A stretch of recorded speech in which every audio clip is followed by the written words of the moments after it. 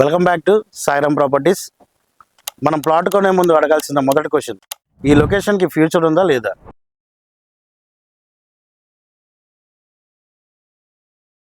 రేగల్ city phase 2 మన location highlights వచ్చేసరికి మనకి విజయవాడ బందర్ రోడ్ నుంచి 1.5 కిలోమీటర్ డిస్టెన్స్లో నిర్మించబోతున్న ప్రాజెక్ట్ అండి.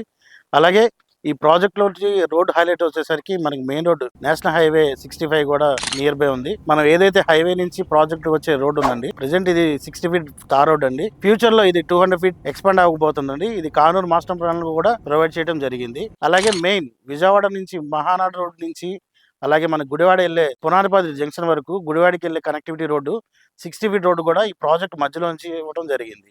మరియు మెయిన్ ఇంకో అడ్వాంటేజ్ ఏంటంటే, ఏదైతే మన ఆంధ్రప్రదేశ్ క్యాపిటల్ అయిన అమరావతి ఇన్నర్ రింగ్ రోడ్డు మనకి ప్రాజెక్ట్ బ్యాక్ సైడ్ నుంచి వెళ్ళటం చాలా అడ్వాంటేజ్ అండి. భవిష్యత్తులో ఈ ఏరియాలో కూడా మంచి గ్రోత్ అనేది రాబోతుంది.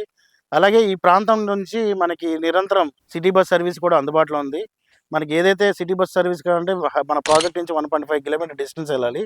అలాగే రైల్వే లైన్స్ వచ్చేసరికి మనకి railway station Vijayawada railway station వచ్చేసరికి 10 కిలోమీటర్ డిస్టెన్స్లో ఉందండి.